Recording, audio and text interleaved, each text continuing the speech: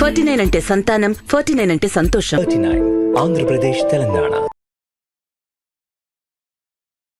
15 ఏళ్ళ సర్వీస్లో అతి క్రిటికల్ పొజిషన్. ఎక్కువ అన్మ్యారీడ్ పిల్లలు అబార్షన్స్కి వస్తూ ఉంటారు కదా, వాళ్ళు చాలా భయపడిపోతూ ఉంటారు. 8th మంత్లో వచ్చిన వాళ్ళు కూడా ఉన్నారు. పొట్ట ఏమైనా పెరుగుతూ ఉంటే యాసిడిటీ ఉందని, గ్యాస్ ఉందని, తింటున్నాను కదా లావైపోయానని ఇలా అనుకునే వాళ్ళు కూడా ఉంటారు. అబ్బా నేను ప్రొటెక్షన్ వాడేస్తాను, నాకు అసలు ప్రెగ్నెన్సీయే రాదు అనుకునే వాళ్ళు కూడా ఉంటారు. ఒకటి అవేర్నెస్ లేకపోవటం.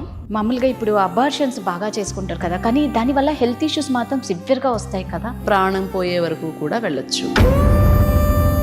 అబార్షన్స్ని అస్సలు ఈజీగా తీసుకోకూడదు. అమ్మాయి అబ్బాయి వచ్చారు, కూర్చున్నారు, మాట్లాడారు. మేడం ఇది ఫస్ట్ టైం కాదు మేడం, ఇంతకుముందు ఒక 6 అయ్యాయి అన్నాడు. అబార్షన్సా? అసలు ఒక డాక్టర్ అంటేనే దేవుడితో సమానం. మమ్మల్ని మనుషుల్లా చూడండి చాలు. నార్మల్ డెలివరీ అయితే డబ్బులు రావు కాబట్టి గైనకాలజిస్టులు సిజేరియన్ చేసేస్తారు అనుకుంటారు. ఏంటి రీజను, ఎందుకు చేశారు, కారణం ఉండే చేసి ఉంటారు కదా అన్న బెనిఫిట్ ఆఫ్ డౌట్ అసలు డాక్టర్కి ఇస్తున్నారు ఈ రోజుల్లో. నీ గోల్ నార్మల్ డెలివరీ అయినా బేబీ ఎలా ఉన్నా పర్వాలేదా? సో ఇక్కడ నన్ను కదా విలన్లా చూశారు. ఇలాంటి పేషెంట్స్ని ట్రీట్ చేసినప్పుడు బాధ చేస్తుంది. నమస్తే, India's largest digital media network Suman టీవీకి స్వాగతం. Welcome to Suman TV Mahalakshmi.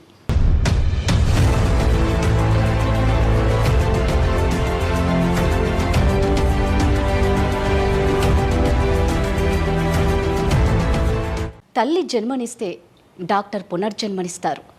ఎంత పెద్ద జబ్బు వచ్చినా సరే అండి, డాక్టర్ నవ్వుతూ ట్రీట్మెంట్ ఇస్తే ఆ పేషెంట్కి కొండంత ధైర్యం వస్తుంది. అర్ధరాత్రి అనక అపరాత్రి అనక ఎంత గాఢ నిద్రలో ఉన్నా సరే అండి, ఒక్క కాల్తో డాక్టర్ రియాక్ట్ అయిపోయి ఎంత అలర్ట్గా సర్జరీ చేయాలంటే అది చిన్న విషయం కాదు. అందుకే డాక్టర్లను దేవుళ్ళతో సమానం అంటారు. మమ్మల్ని దేవుళ్ళతో పోల్చకపోయినా పర్లేదు, కానీ ఒక మనిషిగా గుర్తించండి అంటున్నారు మన మహాలక్ష్మి. తన దగ్గరకు వచ్చే ప్రతి పేషెంట్ని ఒక బిడ్డలాగా, ఒక ఫ్రెండ్ లాగా ట్రీట్ చేస్తారు. అందుకే తన ట్రీట్మెంట్ కోసం ఎంతోమంది వెయిట్ చేస్తూ ఉంటారు. తనే అండి ఇవాల్టి Suman TV Mahalakshmi, gynaecologist doctor Shilpa from Vizag.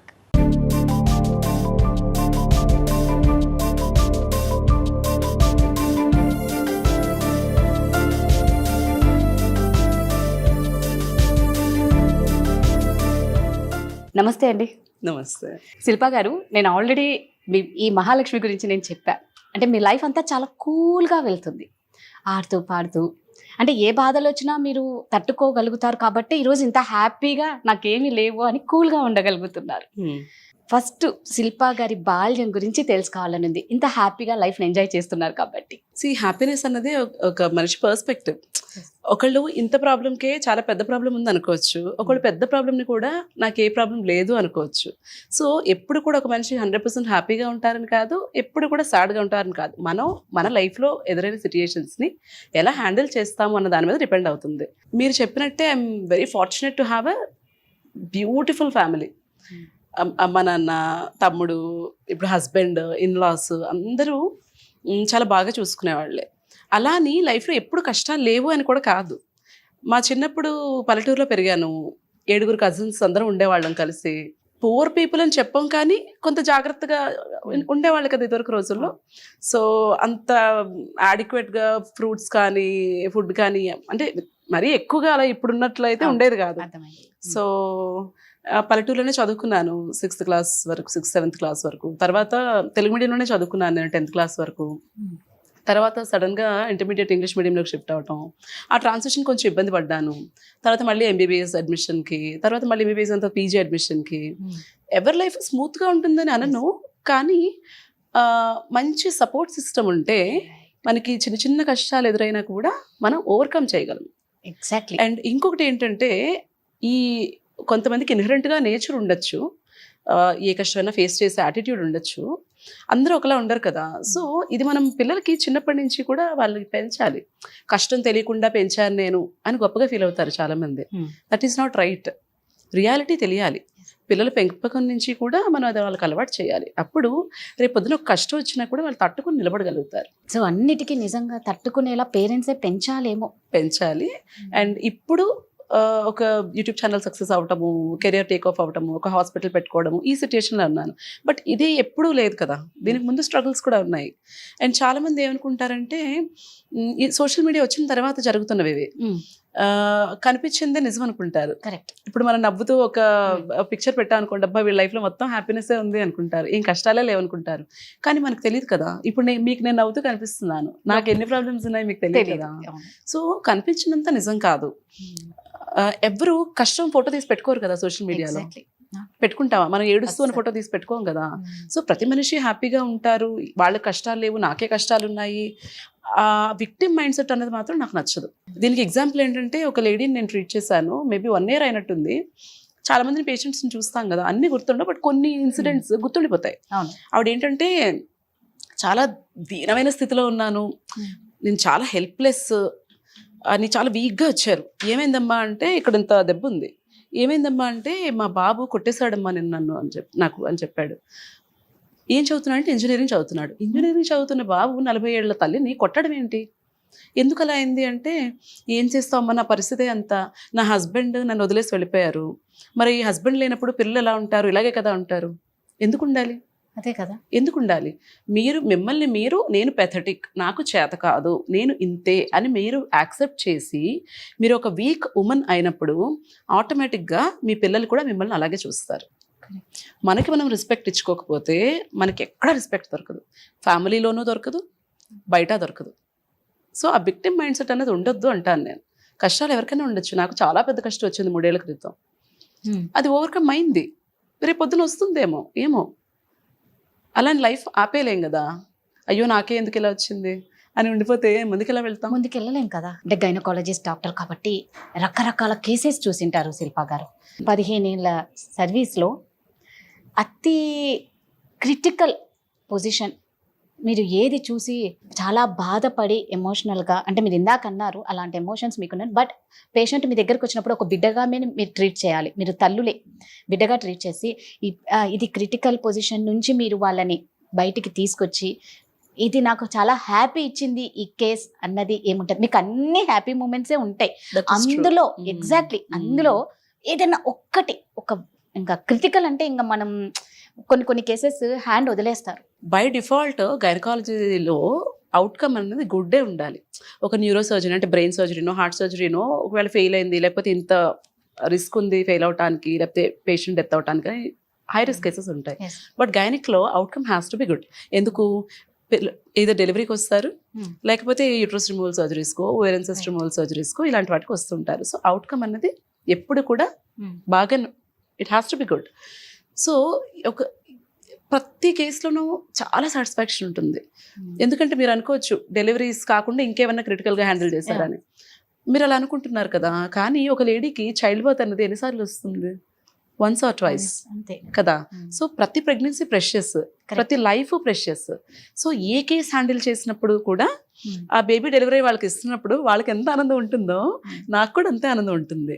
But స్పెసిఫిక్గా మీరు అడుగుతున్నారు కాబట్టి చెప్పాలి అంటే, ఎక్కువ అన్మ్యారీడ్ పిల్లలు అబార్షన్స్కి వస్తూ ఉంటారు కదా, వాళ్ళు చాలా భయపడిపోతూ ఉంటారు.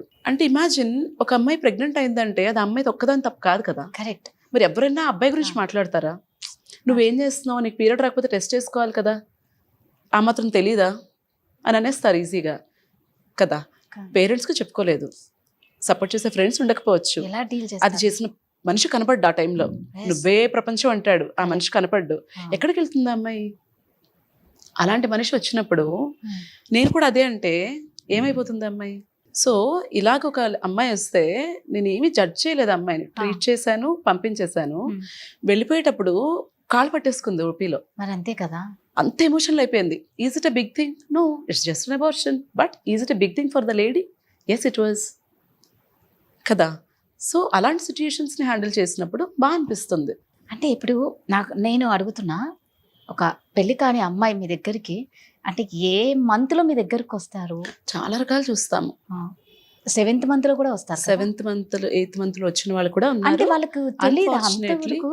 అది ఎలా తెలియకుండా ఐడెంటిఫై చేయకుండా, అంటే అదంత ఈజీ. ఇప్పుడు 1 మంత్ డేట్ రాలేదు Usually, అన్నప్పుడే అంటే పీసీఓడి ప్రాబ్లం అది ఉంటుంది కదా కొంతమందికి, వాళ్ళకి ఇర్రెగ్యులర్ సైకిల్స్ వస్తాయి. Yes, okay. వాళ్ళకి 3 months కో 4 months కో పీరియడ్ రావటం అన్నది వాళ్ళకి నార్మల్ ప్యాటర్న్. Okay. అలా అనుకుని వాళ్ళు రారు. కొంతమంది ఏమనుకుంటారు, బేసిక్గా అంత నోటీస్ చేసుకోరు బాడీలో ఏ చేంజెస్.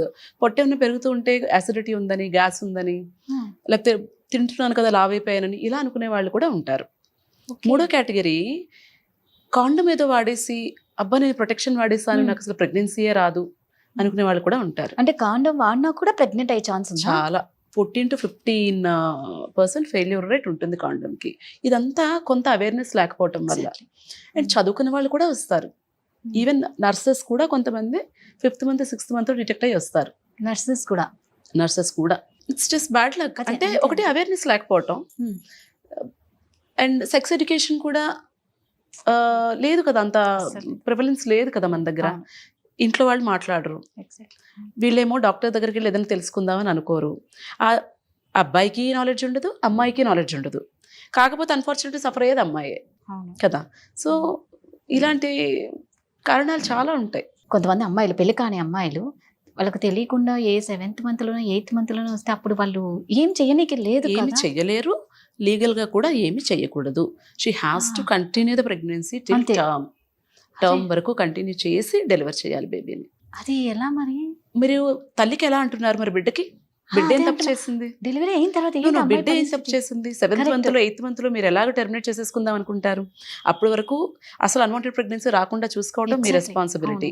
అక్కడ తప్పు చేశారు. ఎర్లీగా డిటెక్ట్ చేసుకోకపోవడం ఇంకొక తప్పు. Correct. మీరు డిటెక్ట్ చేసిన తర్వాత మీ స్వార్థం కోసం 7th month లో 8th month లో డెలివరీ చేసేసి పడేస్తాను అంటే అమ్మో, అది. That is not right. అందుకనే అంటాను అవేర్నెస్ ఉండాలి అని. నా యూట్యూబ్ ఛానల్ స్టార్ట్ చేయడం వెనక రీజన్ కూడా అదే. సో శిల్పా గారు, మామూలుగా మన ఆడవాళ్ళకి ఏంటంటే ఏదన్నా పండగ వస్తుంది, ఎక్కడికైనా ఊరికి వెళ్ళాలి, లేకపోతే మాకు తొందరగా మీరు ఏమడుతున్నారు? ఆ పిల్స్ ఒకటి యూజ్ చేస్తాం. హెల్త్ వైజ్ ఎంత తొందరగా పీరియడ్ వద్దు అని. వద్దు అనేసి ఆ డేట్ ని డిలే చేయాలి. మనకి ఇష్టం వచ్చినప్పుడు డేట్ రావాలి, దాని ఇష్టం వచ్చినప్పుడు మనం ఉండొద్దు. So Yeah. అలాంటప్పుడు ఎలాంటి ప్రాబ్లమ్స్ ఫేస్ చేస్తారు అమ్మాయిలు? పీరియడ్ అనేది కూడా నార్మలే కదా. Why should you use Pills. Pills to postpone the period కదా. Hmm. ఇంక గుడికి వెళ్ళకూడదు అంటారు. నాకైతే అది నమ్మకం లేదు. నేను ఈ రోజు వరకు నేను కానీ మా ఇంట్లో వాళ్ళు కానీ ఒక్క రోజు కూడా పీరియడ్ పోస్ట్పోన్మెంట్ పిల్ వేసుకోలేదు.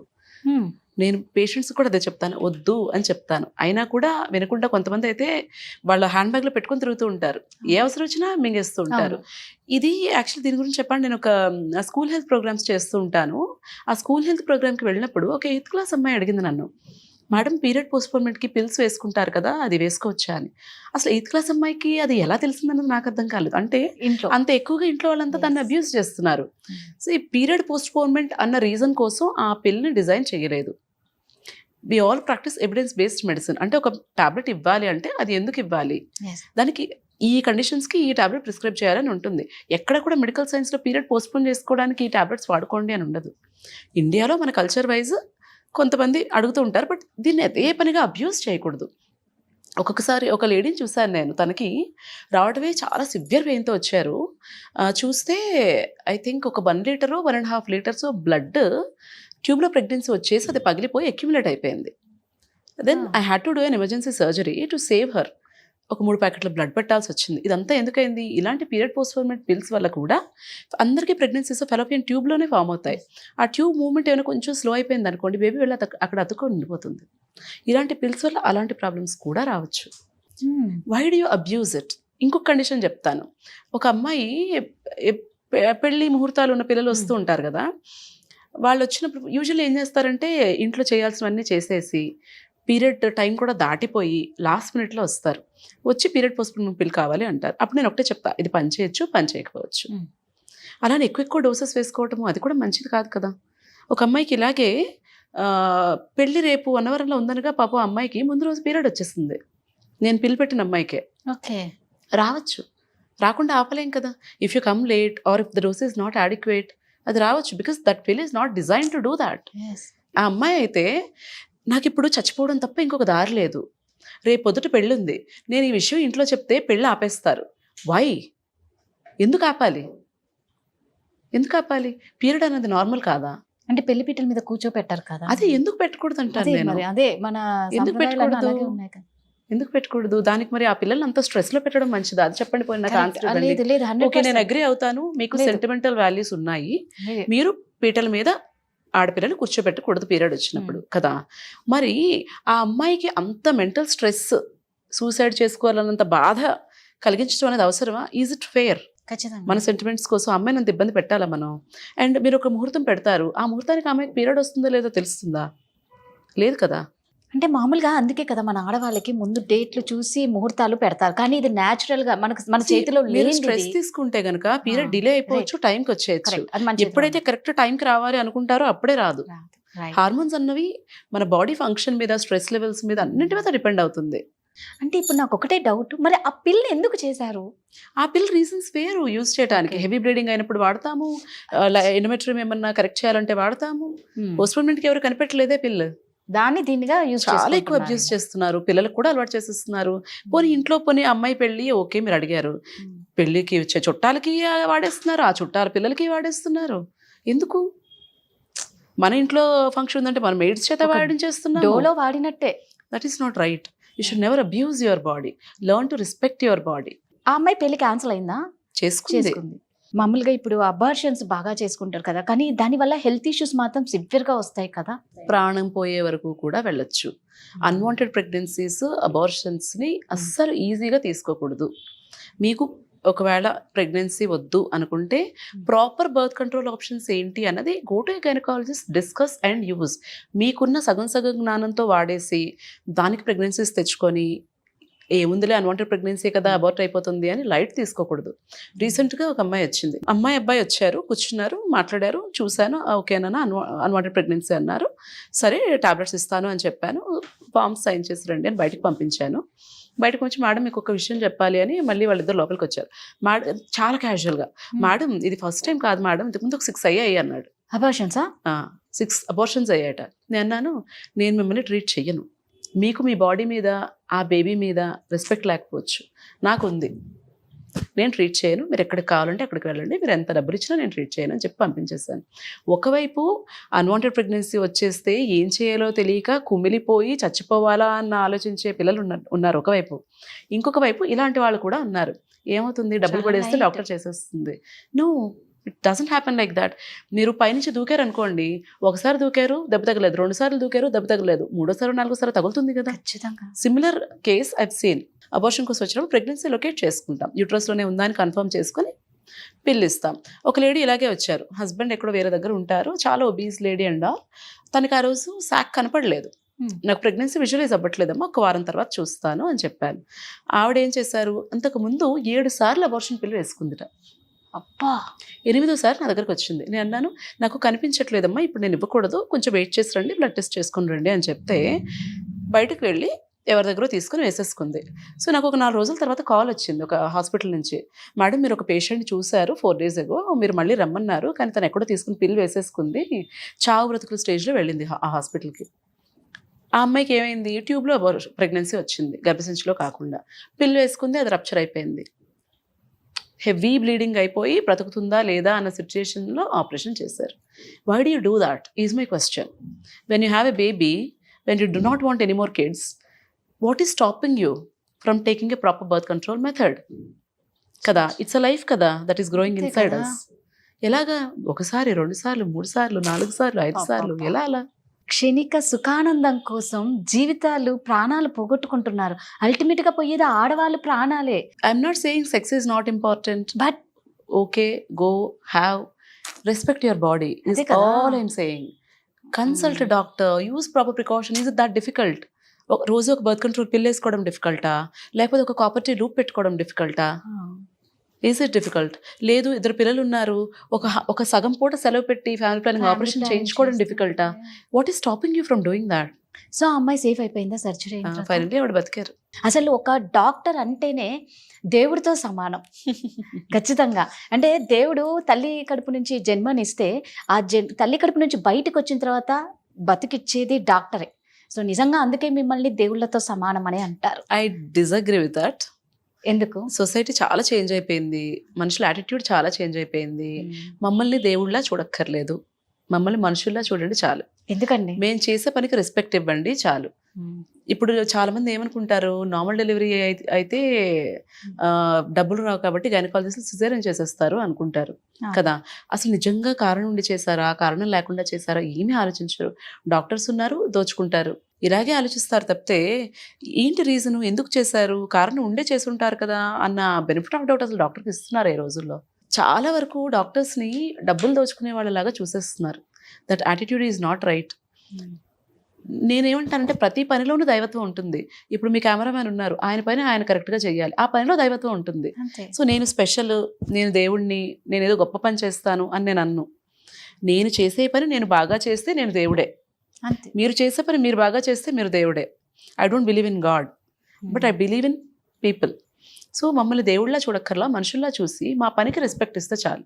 ఇంతలాగా చెప్తున్నానంటే చూసుంటాం మేము. అదే అర్థమవుతుంది. ఇప్పుడు అన్ని స్టోరీస్ షేర్ చేయడానికి టైం సరిపోదు, అర్థమైపోతుంది. అన్నం బ్రీఫ్ గా నేను చెప్పాలంటే, ఒక అమ్మాయి ప్రీవియస్ 3 ప్రెగ్నెన్సీస్ లాస్ అయిపోయాయి, తర్వాత కన్సీవ్ అవ్వట్లేదని వచ్చారు. మెడిసిన్ పెట్టాను, కన్సీవ్ అయింది, ప్రెగ్నెన్సీ కంటిన్యూ అయింది, అంతా అయింది. సర్విక్స్ బాగా షార్ట్ అయిపోయింది, ఫుల్ రెస్ట్ లో ఉంచాము, ప్రెగ్నెన్సీ టర్మ్ వరకు కంటిన్యూ అయింది. డెలివరీకి ట్రై చేసేటప్పుడు ఇంకేవో కండిషన్స్ ఉన్నాయి, మా బెటర్ మీకు సిజేరియన్ చేసుకోవడం సేఫ్ అన్నాను. లేదు నార్మల్ కావాలి అన్నారు. సరేమో నార్మల్ చేస్తాను అన్నాను. ఇంజెక్షన్ స్టార్ట్ చేసి వెళ్ళాను ఇంటికి.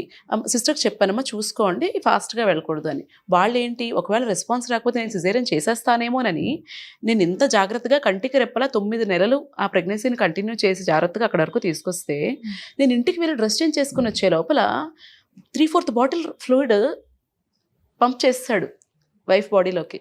అదేంటి, నార్మల్ డెలివరీ అయిపోవాలని. పెయిన్స్ వచ్చేస్తే నార్మల్ డెలివరీ అయిపోద్ది. నీ బిడ్డ గురించి నీకు వరీ లేదా, నేను ఎందుకు అంత లెక్కలు వేసి మరీ ఆ డ్రాప్ సెట్ చేసి వెళ్ళాను. గట్టిగా పెయిన్స్ వచ్చేస్తే బేబీ ఏమైపోతుంది. వెళ్ళాను, చూశాను, పరిగెత్తుకుంటూ మళ్ళీ ఇంటికి హాస్పిటల్కి వెళ్ళాను, చూశాను, బాగానే ఉంది, సెట్ చేశాను. అలా చేయకండి అని చెప్పాను.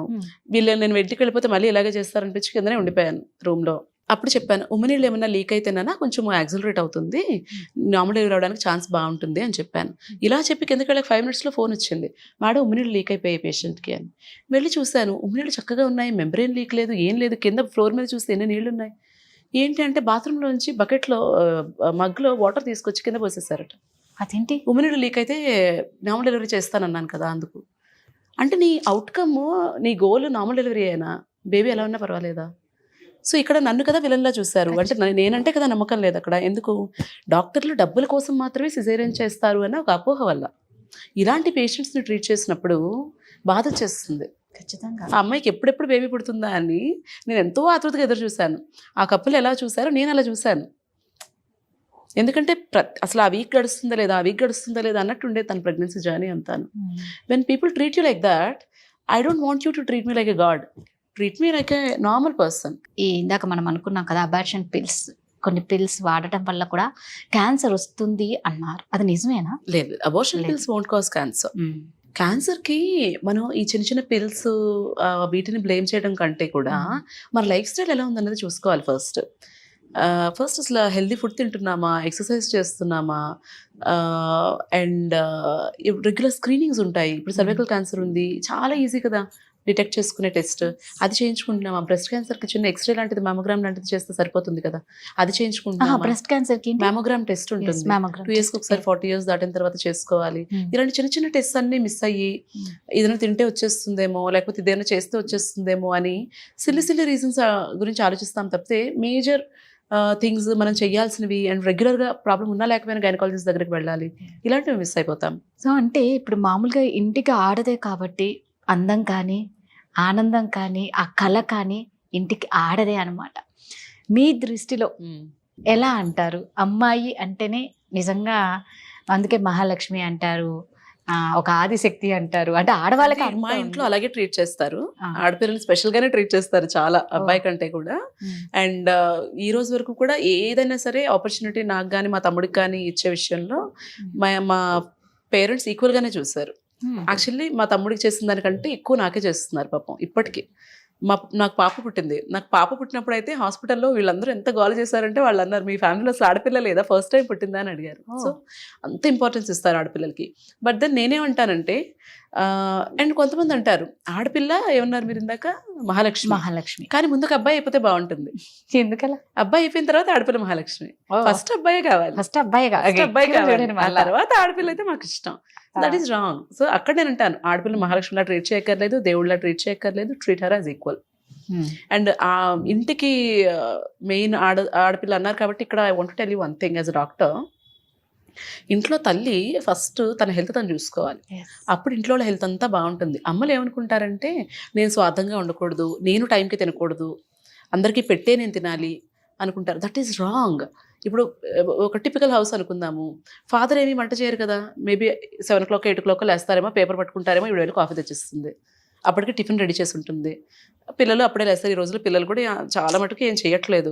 సో వాళ్ళకి అన్ని సర్ది పెడుతుంది. అంత అంటే నేనేం చెప్తున్నానంటే అప్పటి వరకు మన యాక్టివిటీ ఈజ్ వెరీ లో. మనకు అన్నిటికంటే ముందే అమ్మాయిలు ఆవిడ లెగుస్తారు, ఆవిడ పనిచేస్తారు. మనం అప్పుడే లేచి ఫస్ట్ మనకి ఫుడ్ వస్తుంది. మరి ఆవిడ ఉదయం నుంచి లేచి పనిచేస్తున్నారు కదా, ఆవిడ కదా ఫస్ట్ తినాలి. సో మీరు ఫుడ్ తీసుకోవటం టైంకి, మీరు మీ హెల్త్ గురించి చూసుకోవటం కానీ, లేదు మీరు మీ ఫ్రెండ్స్తో టైం స్పెండ్ చేయడానికి వారానికి ఒకసారి బయటకు వెళ్ళటం కానీ, రోజు ఒక అరగంట వాకింగ్కి వెళ్ళటం కానీ, ఇది సెల్ఫిష్ కాదు. Correct. Take that time for your self. ఇంట్లో తల్లి హెల్తీగా ఉంటే ఇల్లంతా హెల్తీగా ఉంటుంది. ఇంట్లో తల్లికి ప్రాపర్గా ఫుడ్ కుక్ చేయటం కానీ, ఎలాంటి ఫుడ్ పిల్లలకి పెట్టాలన్న నాలెడ్జ్ కానీ, హెల్తీగా ఉండడానికి ఏమేం చేయాలన్న నాలెడ్జ్ కానీ తల్లికి ఉంటే ఇల్లు బాగుంటుంది. ఇల్లు బాగుంటే సొసైటీ బాగుంటుంది. ఆడవాళ్ళు మెచ్యూర్ అనేది ఒక ఏజ్కి వస్తుందేమో తెలియదు, కానీ ఇప్పుడున్న సిచ్యువేషన్లో 8 yearsలోనే మెచ్యూర్ అవుతూ ఉన్నారు. రీసెంట్గా నేను విన్నా 8 years అమ్మాయి మెచ్యూర్ అయితే ఆ అమ్మాయి ఏడుస్తుంది, వాళ్ళ అమ్మ ఏడుస్తుంది, వాళ్ళమ్మ వాళ్ళ అమ్మకు ఫోన్ చేసి వాళ్ళ అమ్మమ్మ అంటే ఆ అమ్మాయి వాళ్ళ అమ్మ వాళ్ళ అమ్మమ్మ అందరూ ఏడుపులే ఇక్కడ. అసలు ఎందుకు అంటే అసలు ఆ వయసులో పాపం 8 yearsకి స్టార్ట్ అయితే ఎన్ని ఇయర్స్ దాన్ని మోయాలి ఆ బిడ్డ. అదే అది అంటే ప్రికాషన్స్ ప్యూబర్టీ అంటాము. కొన్ని కండిషన్స్లో హార్మోనల్ చేంజెస్ వల్ల అవుతుంది. జెన్యూన్గా ఆ అమ్మాయి బాడీలో కొన్నిసార్లు హార్మోనల్ చేంజెస్ వల్ల అలాంటి ప్రాబ్లమ్స్ వస్తాయి. బట్ యూజువల్లీ ఈ రోజుల్లో ఏంటంటే లైఫ్ స్టైల్ ప్రాబ్లం. అది కూడా చాలా రిఫైన్డ్ ఫుడ్, ఎక్కువ కార్బోహైడ్రేట్స్ ఉన్న ఫుడ్, డీప్ ఫ్రైడ్ ఫుడ్స్, పిల్లలు జంక్ ఫుడ్ అంటే బయట తినాలంటే KFC అంతే, కూల్ డ్రింక్స్, పేరెంట్స్తో పాటు పిల్లలు కూడా సోడాస్ అన్ని తాగుతున్నారు కదా. అలాగే నాన్ వెజ్ తినటం ఎక్కువైపోయింది. అండ్ మిల్క్ కూడాను, ఇంతకుముందు కౌ మిల్క్ తాగేవాళ్ళం, అది కూడా గ్రాస్ ఫెడ్ కౌ మిల్క్ తాగేవాళ్ళం. ఇప్పుడు అన్నీ కూడా కొంత కల్తీ అయిపోయాయి కదా. అండ్ యాక్టివిటీ లేదు. అమ్మకు ఫోను, నాన్నకు ఫోను, బిడ్డకు phone. And usual one single child, nuclear families, ఆడుకోవడానికి పిల్లలు ఉండరు. ఏదో ఒక యాక్టివిటీ ఉండాలి పిల్లలకి. అండ్ వాళ్ళు తినే ఫుడ్ కూడా మనం చూడాలి కదా. కార్న్ఫ్లేక్స్, పాలు, మనం కార్న్ఫ్లేక్స్ పాలు తిని పెరగలేదు కదా. ప్యాకెట్లోంచి ఇలా ఓపెన్ చేసుకుని తినే ఫుడ్ మనం తినలేదు కదా. Actually first thing in the morning package foods తినకూడదు. అండ్ బ్రాయిలర్ చికెన్, మన లెవెల్ ఆఫ్ లివింగ్ పెరిగిన తర్వాత మనం తినే ఫుడ్ క్వాంటిటీ కూడా బాగా పెరిగిపోయింది.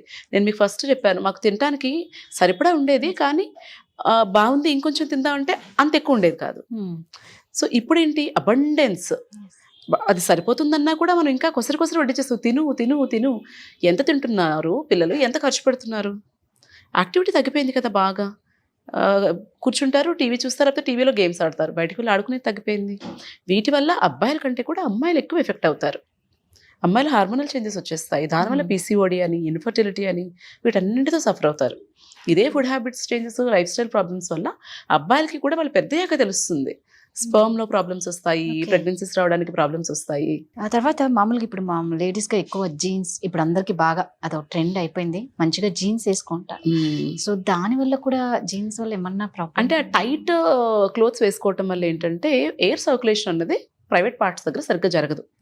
దానివల్ల వెజనల్ ఇన్ఫెక్షన్స్ కానీ, యూరిన్ ఇన్ఫెక్షన్స్ కానీ రావడానికి ఛాన్స్ ఉంటుంది. సో మనం వాటర్ ఎక్కువ తీసుకోవాలి అని అంటారు, ఓకే. బట్ ఆఫీస్ ప్లేసెస్లో లేదంటే ఎక్కడైనా బయటకు వెళ్ళినప్పుడు ఏమైపోతుందంటే యూరిన్ని స్టాప్ చేసుకుంటారు. Wrong habit again. అండ్ ఇంకా ఏం చేస్తారు, వాళ్ళే ఉదయం ఆఫీస్కి వచ్చారనుకోండి, వాష్రూమ్స్ క్లీన్గా ఉండవనో ఏదో రీజన్కి ఉదయం నుంచి ఈవినింగ్ వరకు వాటర్ తాగరు. ఇంటికి వెళ్ళగానే 1 liter వాటర్ తాగేస్తారు, తాగేస్తాం ఇవాటికి అనుకుంటారు. That is not right. మీరు throughout the day at regular intervals water తీసుకుంటూ ఉండాలి. అలాగే అట్ రెగ్యులర్ ఇంటర్వెల్స్ యూరిన్ పాస్ చేసేస్తూ ఉండాలి.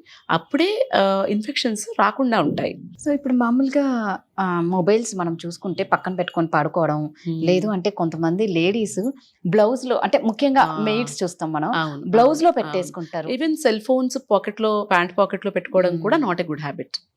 దానివల్ల కూడా స్పర్మ్స్ అవి డ్యామేజ్ అవ్వచ్చు. ఇప్పుడు మెయిల్ ఇన్ఫర్టిలిటీ కూడా బాగా పెరిగిపోతుంది కదా. ఒకటి స్మోకింగ్, ఆల్కహాల్, ఈ రేడియేషన్ ఎక్స్పోజర్, పొల్యూటెడ్ ఎన్వైరన్మెంట్. మనం చేయగలిగినవన్నా మనం చేయాలి కదా. ఎయిర్ పొల్యూషన్ అయినా కరెక్ట్ చేసేయగలమా? చేయలేం కదా. చిన్న చిన్న చేంజెస్ మనం చేసుకోగలిగేవి మనం చేయాలి.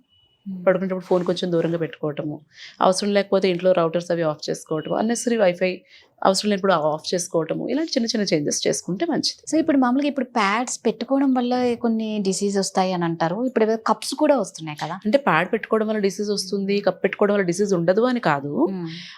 ప్యాడ్స్ కూడా యూస్ చేసుకోవచ్చు. రెగ్యులర్గా 4 to 6 hours ప్యాడ్ని ప్రాపర్గా డిస్పోజ్ చేసేయాలి.